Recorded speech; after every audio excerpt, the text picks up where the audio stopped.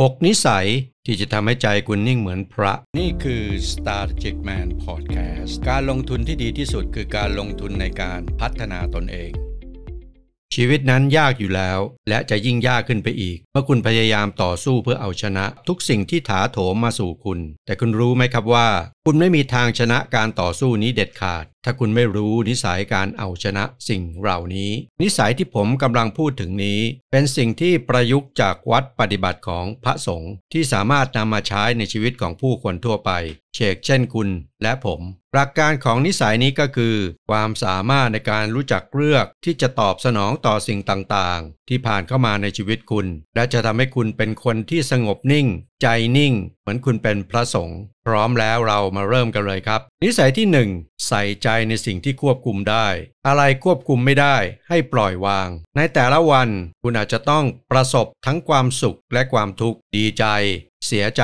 ความรู้สึกเหล่านั้นหมุนเวียนมาเจอกับคุณได้ทั้งวันคุณไม่มีทางหลีกเลี่ยงมันได้สิ่งที่คุณทำได้ก็คืออย่าเสียเวลากับสิ่งที่คุณควบคุมไม่ได้เหล่านั้นแต่เรียนรู้ที่จะใส่ใจหรือไม่ใส่ใจกับมันคุณอาจจะไม่ใส่ใจหรือปล่อยวางความโกรธความเศร้าหรืออารมณ์ลบๆทั้งหลายแต่อาจจะใส่ใจหรือดื่มด่ำกับความรู้สึกดีๆหรือความรู้สึกสุขที่เกิดขึ้นแม้นเป็นเพียงความสุขชั่วประเดี๋ยวประดาวการใส่ใจในเรื่องที่ควรใส่ใจจะทำให้คุณสะสมพลังงานบวกๆที่จะสร้างพลังขับเคลื่อนชีวิตของคุณให้เกิดขึ้นอย่างต่อเนื่องการไม่ใส่ใจในเรื่องที่ไม่ควรใส่ใจเช่นเรื่องลบๆจะทำให้คุณไม่สูญเสียพลังชีวิตไปกับเรื่องลบๆอารมณ์ลบๆซึ่งแน่นอนคุณสามารถเอาพลังส่วนนี้ไปใช้กับเรื่องบวกๆดีกว่าหลักการของการใส่ใจในสิ่งที่ควบคุมได้และปล่อยวางสิ่งที่ควบคุมไม่ได้เป็นหลักธรรมที่สอดคล้องกับคำสอนในพระพุทธศาสนาโดยเฉพาะในเรื่องการละวางจากความทุกข์และการพัฒนาจิตใจ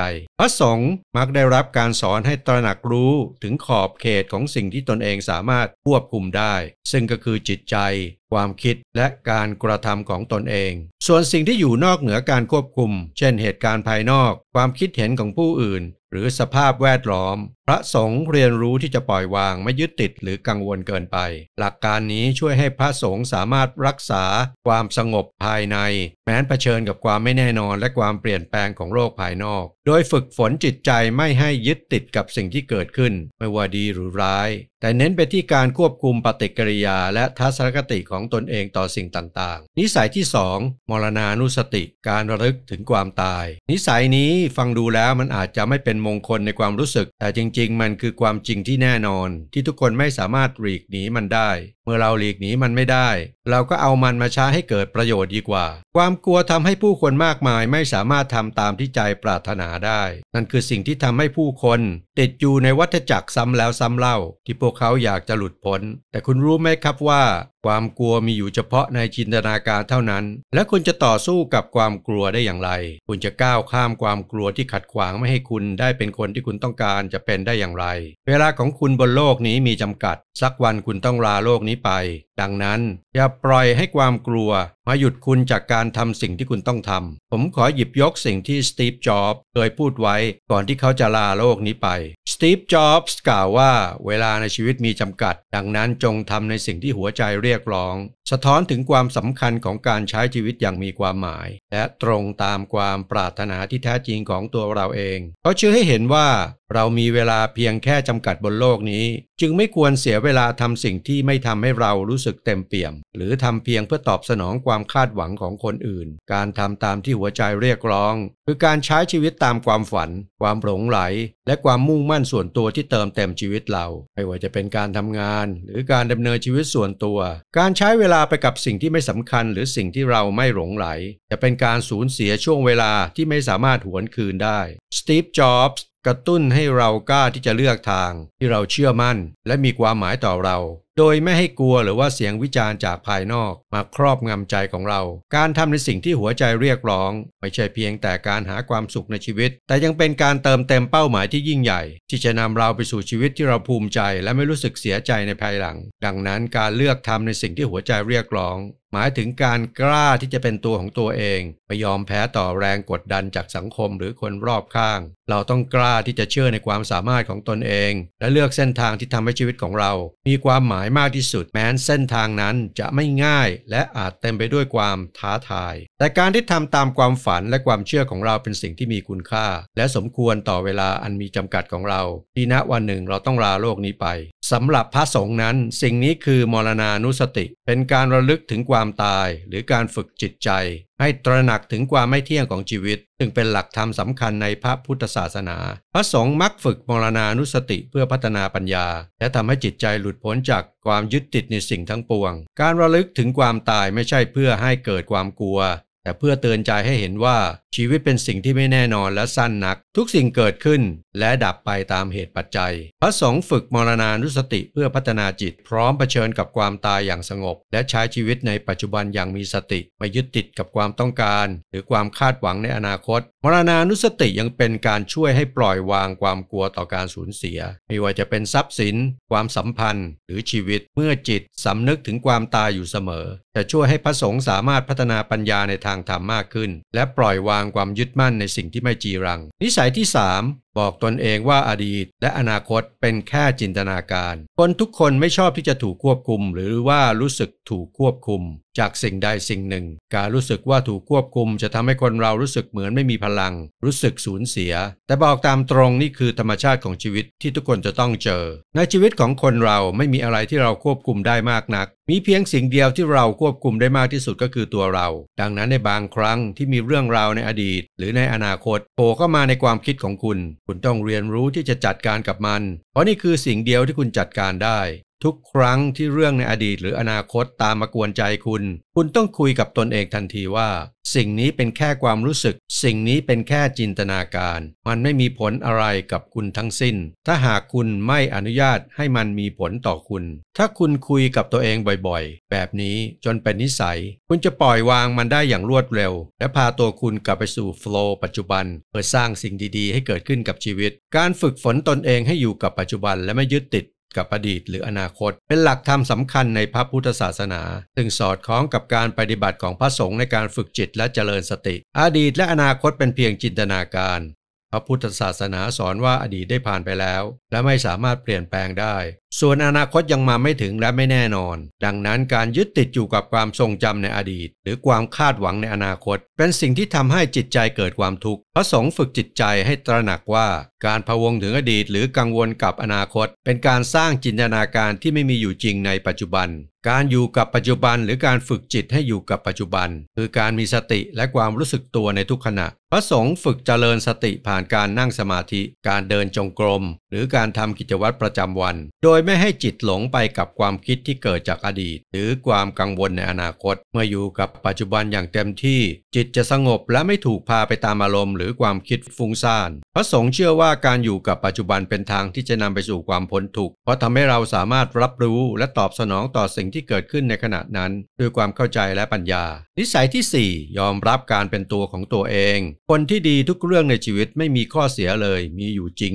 แต่ขอโทษทีมันมีอยู่จริงในนิยายหรือว่าจินตนาการเท่านั้นในโลกแห่งความเป็นจริงคนคนหนึ่งมีทั้งข้อดีข้อเสียคุณก็เช่นกันคุณเป็นคนที่มีทั้งข้อดีและข้อเสียแต่คุณมีโอกาสที่จะทำให้ข้อดีของคุณดียิ่งขึ้นและคุณมีโอกาสที่จะปรับข้อเสียเหล่านั้นให้น้อยลงอย่างไรก็ตามคุณต้องไม่สูญเสียความเป็นตัวของตัวเองอย่ากลัวที่จะยอมรับในสิ่งที่คุณเป็นจงเป็นคนที่มีเอกลักษณ์มีเสน่ห์ในแบบที่คุณรู้จักและรักและอย่าเปลี่ยนแปลงตัวเองเพื่อใครเพราะผู้คนจะยอมรับคุณในสิ่งที่คุณเป็นและคุณจะใช้ชีวิตแบบนิ่งๆแบบคูลๆในแบบของคุณการยอมรับการเป็นตัวของตัวเองในบริบทของพระสงฆ์นั้นเป็นการยอมรับธรรมชาติที่แท้จริงของตนเองในแง่ของความไม่เที่ยงและความว่างเปล่าของอัตตาซึ่งเป็นแก่นของคำสอนในพระพุทธศาสนาการปล่อยวางอัตตาในทางพุทธศาสนานั้นพระสงฆ์ได้รับการสอนให้เข้าใจว่าตัวตนที่เรายึดถือไว้นั้นเป็นเพียงการประกอบกันของขันธ์ห้ารูปเวทนา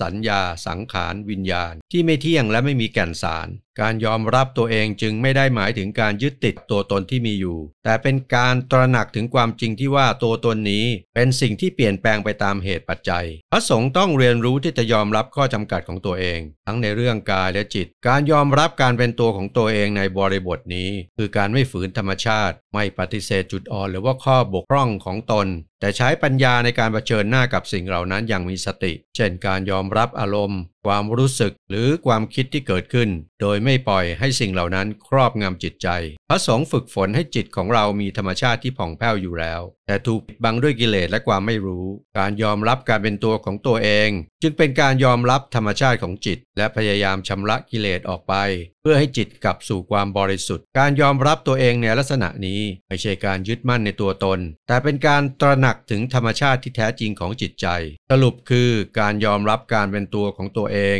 ในมุมของพระสงฆ์หมายถึงการปล่อยวางความยึดมั่นในตัวตนที่คิดว่ามีอยู่และยอมรับธรรมชาติของชีวิตและจิตใจด้วยความเข้าใจในธรรมนิสัยที่5กลับเข้าหาธรรมชาติยิ่งโลกก้าวล้ำในวิทยาการและเทคโนโลยีมากเท่าไหร่ก็มีผู้คนมากมายตกไปอยู่ในอาการซึมเศร้าและวิตกกังวลทำไมจึงเกิดปรากฏการณ์เช่นนี้คำตอบก็คือคนเราใกล้ชิดเทคโนโลยีมากเกินไปแต่ห่างไกลจากธรรมชาติมากขึ้นทุกวัน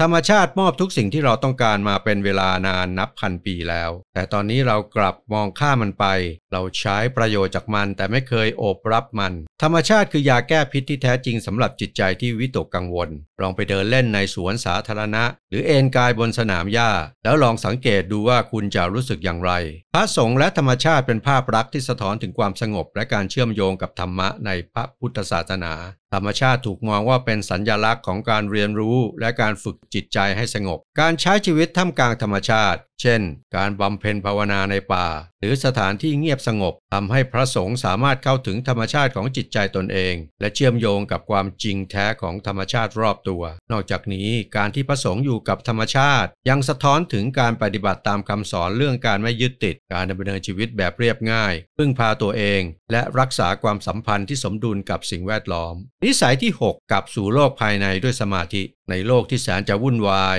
คุณต้องรู้จักวิธีผ่อนคลายจิตใจของคุณและวิธีการที่ดีที่สุดก็คือการทำสมาธิหลายคนอาจจะรู้สึกว่าการนั่งสมาธิเป็นเรื่องน่าเบื่อแต่ถ้าคุณเป็นคนที่ต้องการให้จิตใจผ่อนคลายคุณต้องเรียนรู้และฝึกมันให้เป็นนิสัยหากคุณสามารถค้นพบความสงบภายในใจได้ก็ไม่มีสิ่งใดจากโลกภายนอกมารบกวนคุณได้เบส ปาสคาลนักคณิตศาสตร์นักฟิสิกส์นักปรัชญาชาวฝรั่งเศสเคยกล่าวไว้ว่าปัญหาของมนุษยชาติทั้งหมดเกิดจากความไม่สามารถนั่งเงียบๆในห้องคนเดียวได้ซึ่งน่าจะหมายความว่าการที่ไม่สามารถทำจิตให้เป็นสมาธิได้การกลับสู่โลกภายในด้วยสมาธิเป็นหนึ่งในแนวทางการฝึกปฏิบัติของพระสงฆ์ในการเข้าถึงความสงบและการเจริญปัญญาสมาธิเป็นการทำจิตให้แน่วแน่มีความสำคัญอย่างยิ่งในพระพุทธศาสนาเพราะเป็นวิธีที่พระสงฆ์ใช้เพื่อทำความเข้าใจธรรมชาติที่แท้จริงของจิตและละวางกิเลสต่างๆพระสงฆ์ฝึกสมาธิเป็นวิธีการกลับสู่โลกภายในเพื่อหยุดความฟุ้งซ่านจากโลกภายนอกและรับรู้ความสงบในใจ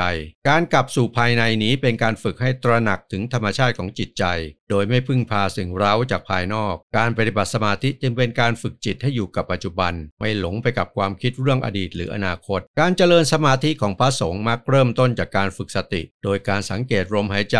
หรืออานาปานสติหรือการรับรู้การเคลื่อนไหวของกายเมื่อจิตเริ่มสงบและนิ่งแน่วแน่พระสงฆ์จะสามารถเจริญสมาธิได้อย่างลึกซึ้งยิ่งขึ้นซึ่งทำให้จิตเข้าถึงความละเอียดอ่อนได้เห็นความจริงของจิตที่ปราศจากกิเลสสมาธิไม่ใช่เพียงแค่การทำจิตให้สงบแต่เป็นเครื่องมือในการพัฒนาปัญญาเมื่อจิตสงบและปลอดจากความฟุ้งซ่านพระสงฆ์จะสามารถมองเห็นความเป็นจริงของสรรพสิ่งได้ชัดเจนมากขึ้นเช่นการเห็นอนิจจังทุกขังและอนัตตาซึ่งเป็นการปลดปล่อยจิตจากความยึดมั่นในสิ่งต่างๆการกลับสู่โลกภายในผ่านสมาธิยังนำพระสงฆ์ไปสู่การปล่อยวางความยึดมั่นในตัวตนและสิ่งภายนอกสมาธิช่วยให้จิตเข้าสู่ความสงบลึกซึ้งหรือที่เรียกว่าสมถกรรมฐานและการฝึกต่อเนื่องจนเกิดซึ่งเป็นการเห็นแจ้งในธรรมชาติของจิตใจและโลกทำให้จิตหลุดพ้นจากความทุกข์ดังนั้นการกลับสู่โลกภายในด้วยสมาธิเป็นการฝึกจิตเพื่อเข้าถึงความสงบและปัญญาพระสงฆ์ใช้สมาธิเป็นเครื่องมือในการเรียนรู้